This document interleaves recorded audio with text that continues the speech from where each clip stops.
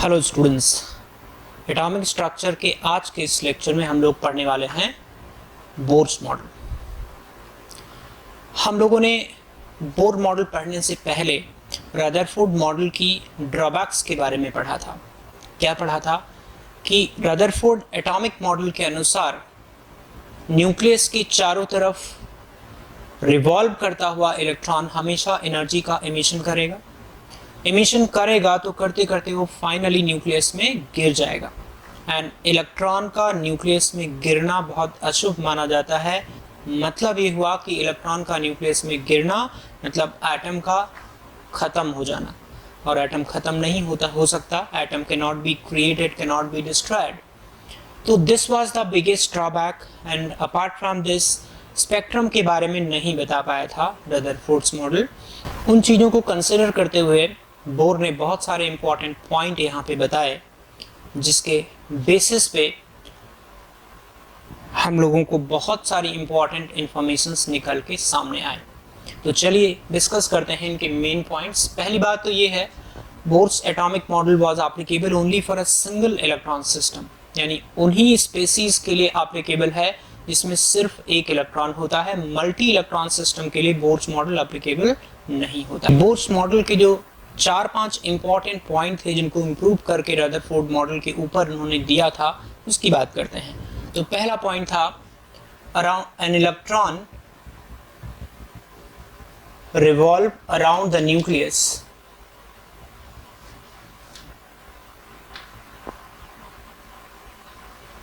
in the orbit of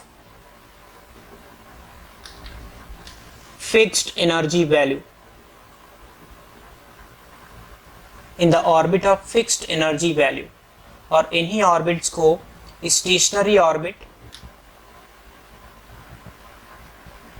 और stationery shell के नाम से जाना जाता है। यानी फर्स्ट पॉइंट से मुझे क्या कंक्लूजन निकलता है कि हर एक ऑर्बिट की एनर्जी फिक्स होती है और न्यूक्लियस के चारों तरफ इलेक्ट्रॉन कुछ फिक्स्ड एनर्जी के ऑर्बिट में ही रिवॉल्व करता है। This principle was known as quantization of energy principle. इसका मतलब ये हुआ कि न्यूक्लियस के चारों तरफ की जो ऑर्बिट्स होती हैं, they are quantized in terms of energy, and they have fixed values of energy. Clear? Point number 2, electrons can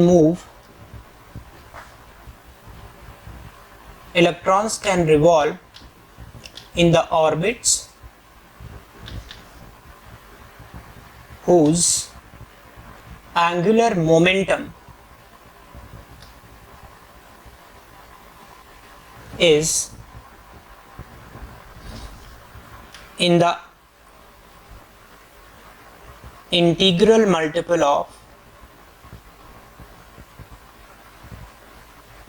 h upon 2 pi। हालांकि इस पॉइंट का बोर के पास कोई बड़ा एक्सप्लेनेशन नहीं था। उस समय जो कुछ कंसेप्ट्स डेवलप हो चुकी थी, उनके बेसिस पे उन्होंने बताया कि इलेक्ट्रॉन जिन ऑर्बिट्स में मूव करता है, उन ऑर्बिट्स का एंगुलर मोमेंटम h अपॉन 2 पाई के इंटीग्रल मल्टीपल में होता है। तो जो ऑर्बिटल एंगुलर मोमेंटम हुआ, इस ऑर्बिटल एंगुलर मोमेंटम को हम लोग L से रिप्रेजेंट करते हैं। ये फिजिक्स का एक वेल नोन टर्म है। इसको MVR के नाम से, MVR के फार्मूला से लिखते हैं। This is going to be h upon 2 pi, NH upon 2 pi, where n is equal to 1 2 3 4 5 and so on, and this 1 2 3 4 5 represent K L M N, यानी first shell, second shell, third shell, fourth shell and so on। M यहाँ पे mass है, mass of electron. M is mass of electron, V velocity of electron, and R is the radius of circular orbit। ठीक है, तो this principle was commonly termed as principle of quantization of angular momentum। So this was termed as quantization of angular momentum, quantization of angular momentum, right. तो ये दो point हो गए। पहला quantization of energy, her orbit की energy quantized होती है। दूसरा, हर ऑर्बिट का एंगुलर मोमेंटम क्वांटाइज्ड होता है, यानी इलेक्ट्रॉन उन्हीं ऑर्बिट्स में मूव करता है जिसका एंगुलर मोमेंटम h/2π के इंटीग्रल मल्टीपल में होता है। h वही है प्लांक्स कांस्टेंट जो हमने पीछे कहीं पढ़ा है। थर्ड पॉइंट में क्या बताया गया कि जो ऑर्बिटल मोशन है इलेक्ट्रॉन का, यानी जो सर्कुलर मोशन है इलेक्ट्रॉन का, हमेशा किसी ऑब्जेक्ट के सर्कुलर मोशन के लिए एक फोर्स की जरूरत पड़ती है जिसे सेंट्रीपिटल फोर्स के नाम से जानते हैं। तो इलेक्ट्रॉन जब सर्कुलर मोशन में होगा तो उसको भी सेंट्रीपिटल फोर्स की जरूरत पड़ेगी। इनफैक्ट सेंट्रीपिटल फोर्स कोई नया टाइप ऑफ फोर्स नहीं है, जो नेचर में एग्जिस्ट करने वाले फोर्सेस होते हैं वही सेंट्रीपिटल फोर्स का काम करते हैं। तो इलेक्ट्रॉन और न्यूक्लियस के बीच में जो फोर्स ऑफ अट्रैक्शन होता है वो खुद एक सेंट्रीपिटल फोर्स का काम करता है। तो थर्ड पॉइंट यही था कि the centripetal force required for orbital यानी circular motion of electron is given by the force of attraction between electron and nucleus. तो थर्ड पॉइंट कैसे लिखेंगे? The centripetal force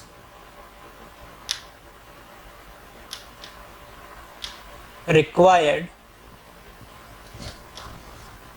for circular motion of electron is circular motion of electron comes from force of attraction between electron and nucleus. Centripetal force का जो definition है, formula है, वो होता है mv²/r। एंड क्या आप बता सकते हैं मुझे कि इलेक्ट्रॉन और न्यूक्लियस के बीच में जो फोर्स ऑफ अट्रैक्शन लगेगा उसको कैसे लिखेंगे? If you can recall from Coulomb's law, it will be written as k into Ze into E, k q1 q2। Q1 आप मान लो कि नंबर ऑफ प्रोटॉन है, न्यूक्लियस के अंदर जितने प्रोटॉन होंगे उतना पॉजिटिव चार्ज होगा। Z प्रोटॉन होता है, Ze पॉजिटिव चार्ज हो गया। एंड बाहर सिर्फ एक इलेक्ट्रॉन है, इसलिए जो Q2 का वैल्यू है वो E के बराबर हो गया, डिवाइडेड बाई r², या फिर इसको सिंपली ऐसे लिख लो kZe²/r²। तो ये फिर से वही है, mass of electron, m is mass of electron, v is velocity of electron and r is the radius of orbit। ठीक है, यानी इलेक्ट्रॉन के ऑर्बिटल मोशन के लिए, सर्कुलर मोशन के लिए रिक्वायर्ड जो फोर्स है वो फोर्स ऑफ अट्रैक्शन से आ जाता है। चौथा पॉइंट था जो कि काफी इंपॉर्टेंट पॉइंट था कि शुरुआत में पहला पॉइंट तो यही बता दिया कि जिस समय किसी ऑर्बिट में इलेक्ट्रॉन मूव करता है उस समय इलेक्ट्रॉन एनर्जी का लॉस या गेन नहीं कर सकता, लेकिन अगर उसको इलेक्ट्रोमैग्नेटिक वेव रेडिएशंस के फॉर्म में कोई एनर्जी मिली तो इलेक्ट्रॉन फोटोन को एब्जॉर्ब करके लोअर से हायर शेल में चला जाएगा, या ऐसा भी पॉसिबल है किसी हायर शेल में मूव करता हुआ इलेक्ट्रॉन लोअर शेल में गिर जाए by emitting certain photons of appropriate energy. यानी कि जब भी कभी इलेक्ट्रॉन एनर्जी एब्जॉर्ब करता है या इमिट करता है तो ऑर्बिट का चेंज हो जाता है, लोअर से हायर ऑर्बिट में जंप करेगा अगर वो फोटोन एब्जॉर्ब करेगा, एंड हायर से लोअर ऑर्बिट में गिरेगा अगर वो फोटोन इमिट करेगा। तो यही पॉइंट है चौथा, when an electron absorbs or emit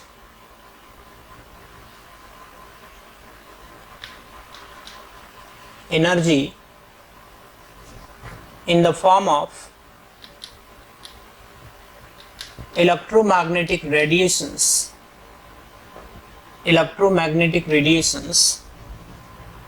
it either falls to lower orbit or jumps to higher orbit.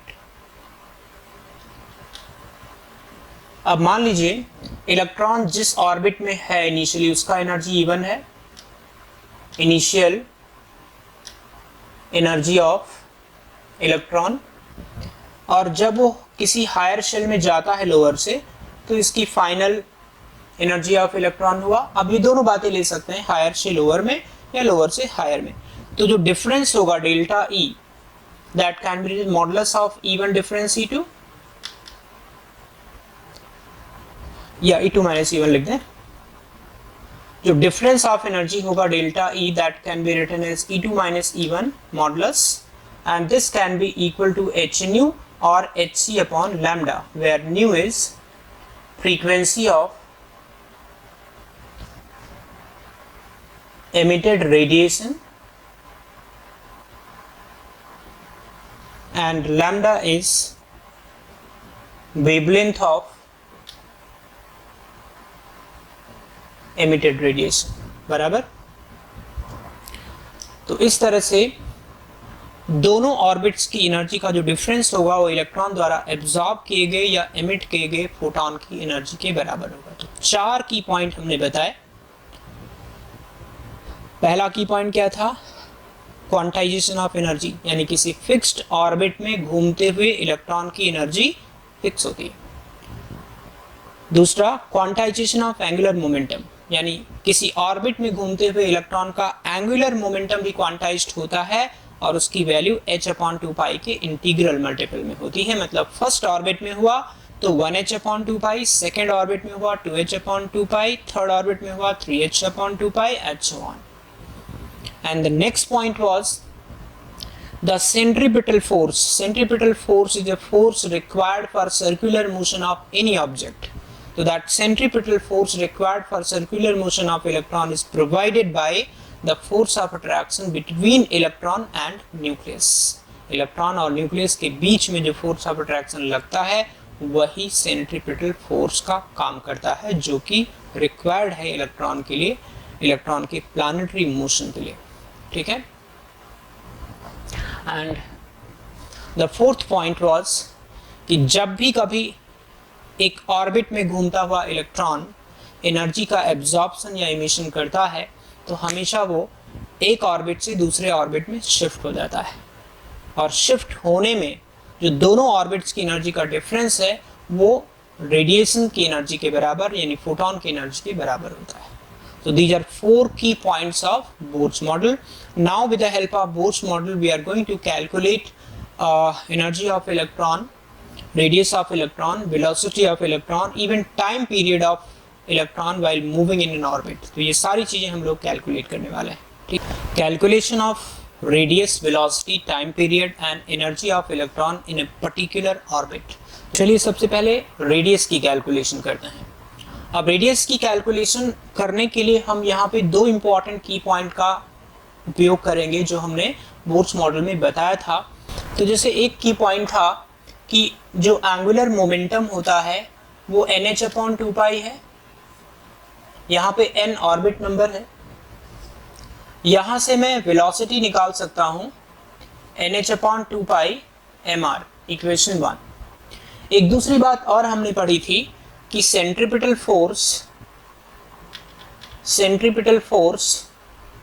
Is equal to force of attraction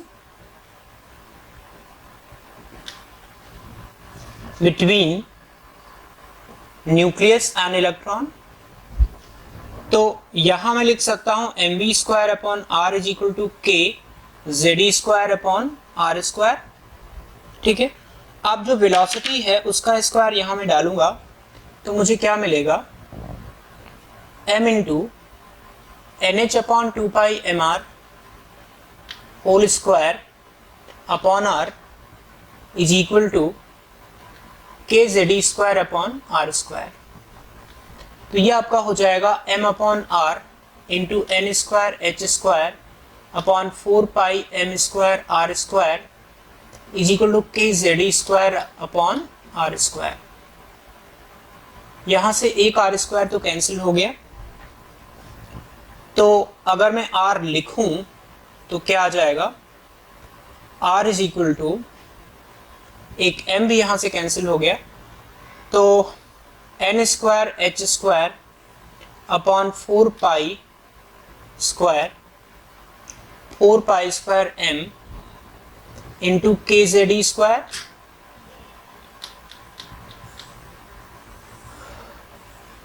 this is going to be the final formula for radius of electron orbit. जिस orbit में electron move करता है उसका radius निकालने का ये final formula है। अब इसके अंदर आपको पता है कि n और z को छोड़ के बाकी सारी चीजें कांस्टेंट हैं। लाइक आपको पता है कि h की वैल्यू है 6.626 into 10⁻⁻34 joule second, and pi 3.14 है, 3.14, m की वैल्यू 9.1 इंटू 10⁻31 kg, और k का वैल्यू 9 इंटू 10⁻9 और e का वैल्यू 1.6 इंटू 10⁻19 कूलम। यदि आप ये सारी वैल्यूज उठा के डाल दो तो आपको क्या मिलेगा, r is equal to 0.529 into n square upon z, 0.529 n square upon z।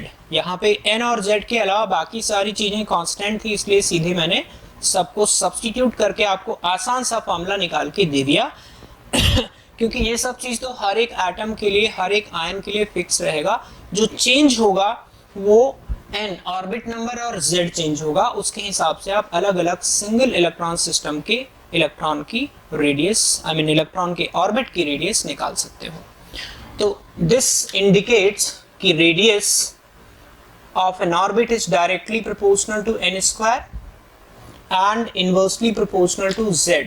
What does it mean? जैसे जैसे n बढ़ेगा, ऑर्बिट का नंबर बढ़ेगा, रेडियस बढ़ेगा, ऑब्वियस सी बात है। First orbit of electron is closest to the nucleus, तो फर्स्ट ऑर्बिट क्लोजेस्ट है, रेडियस कम होगी। सेकेंड ऑर्बिट हायर है, मतलब आगे जाके मिलेगा, तो उसका रेडियस अधिक होगा। z के इनवर्सली प्रोपोर्शनल है, just think about it. z के इनवर्सली प्रोपोर्शनल होने का मतलब क्या है? जितना ज्यादा एटॉमिक नंबर होगा न्यूक्लियस में, उतना ज्यादा प्रोटॉन होगा, यानी उतना ज्यादा पॉजिटिव चार्ज होगा, और जितना ज्यादा पॉजिटिव चार्ज होगा न्यूक्लियस इलेक्ट्रॉन को उतना अपनी तरफ पुल करेगा, यानी कि न्यूक्लियस के पास आ जाएगा इलेक्ट्रॉन। तो क्या आप समझ सकते हैं रेडियस कम हो गई, रेडियस कम हो गई। तो z का वैल्यू जैसे जैसे बढ़ेगा, यानी कि न्यूक्लियस के अंदर जितने ज्यादा प्रोटॉन होंगे उतना कम हो जाएगा किसी पर्टिकुलर सिंगल इलेक्ट्रॉन सिस्टम का रेडियस। ठीक है, for example if I need to compare r1 ऑफ h is to r1 of He plus 2, He plus is to r1 of lithium plus 2। अब क्योंकि सबके लिए मैंने r1 यूज किया है तो n का वैल्यू कॉमन हो गए, सेम हो गए, that means radius is inversely proportional to z। जिसका z अधिक होगा, जिसका z अधिक होगा उसका रेडियस छोटा होगा। क्योंकि मुझे रेशियो निकालना है, I can write it like this, 1/1 is to 1/2। z का वैल्यू हीलियम के लिए 2 होता है, is to 1/3। तो क्या फार्मूला आ जाएगा, 6:3:2। This is going to be the ratio of first orbit का radius for hydrogen, helium plus and lithium plus 2। एक छोटा सा थ्योरेटिकल क्वेश्चन और करते हैं रेडियस पे based. Calculate the following ratio. Ratio है radius of first orbit of hydrogen is to radius of second orbit of helium plus is to radius of third orbit of, let's say, beryllium plus 4। this time I have taken beryllium plus 3। तो देखो, क्योंकि मुझे पता है कि radius is inversely proportional to n square upon z, this time I will be putting n square upon z। तो hydrogen के लिए n का वैल्यू 1 है, 1 square upon z is 2। Helium के लिए n का वैल्यू 2 है, 2 स्क्वायर अपॉन z, यानी कि z का वैल्यू 2 है, इज 2। बेरिलियम के लिए n का वैल्यू 3 है, तो 3 स्क्वायर अपॉन बेरिलियम का एटॉमिक नंबर 4 है। तो ये 3 square upon 1 square upon 2, 2 square upon 2 and 3 square upon 4। इसको मैं सिंप्लीफाई करने की कोशिश करूं, 1:2 9 डिवाइडेड बाई 4, 4 से मल्टीप्लाई कर दीजिए, 4:8:9। This is going to be the final ratio of radii of different orbits of these three single electron species. Next is calculation of velocity. Velocity की calculation first part में हमने की थी, लेकिन हमारा objective था radius निकालना, तो उस radius को निकाल के अब मैं velocity में डाल दूंगा। Like हमने शुरुआत में लिखा था last section में mvr is equal to nh upon 2 pi, तो b is equal to nh upon 2 pi r। अब मैं यहाँ radius का फॉर्मूला डाल दूंगा, nh अपॉन 2 पाई, r की वैल्यू हमने बताई थी n square h square upon 4 pi square k z square m। ये सारा वैल्यू यहाँ पे मैंने डाल दिया जो मैं ऑलरेडी डिराइव कर चुका हूँ। तो ये आपका आएगा nh upon 2 pi into 4 pi square k z square m divided by n square h square.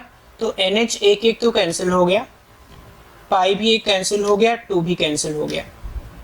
तो फाइनली वेलोसिटी का फार्मूला आ गया 2 पाई k z square m divided by n into h।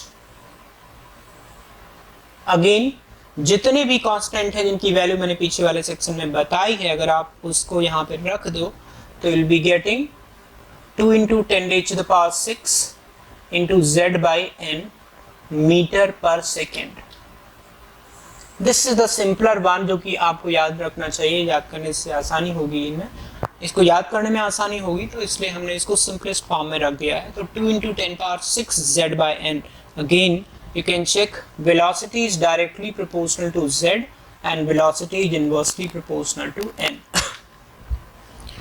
जैसे जैसे आप एटॉमिक नंबर बढ़ाते जाओगे वैसे वैसे वेलोसिटी बढ़ेगा। जैसे जैसे n बढ़ाते जाओगे इलेक्ट्रॉन न्यूक्लियस से दूर होता जाएगा, और इलेक्ट्रॉन यदि न्यूक्लियस से दूर होता गया तो इलेक्ट्रॉन पर न्यूक्लियस का अट्रैक्शन भी कम होगा, और अगर अट्रैक्शन फोर्स कम होगा तो इलेक्ट्रॉन स्लो यानी कम वेलोसिटी से मूव करेगा, क्योंकि एक्सेलरेशन नहीं होगा ना, उस पर एक्सेलरेशन कम होगा।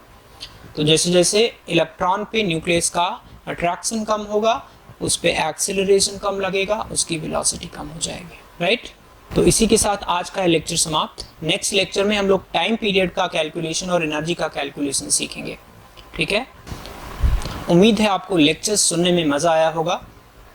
अगर आप लेक्चर्स समझ गए हैं तो लाइक करना मत भूलिए, अगर नहीं समझे हैं तो अपने डाउट्स कमेंट बॉक्स में डाल सकते हैं। अगर आपने अभी तक सब्सक्राइब नहीं किया है तो सब्सक्राइब कीजिए और शेयर कीजिए। So thanks for watching. See you in the next lecture.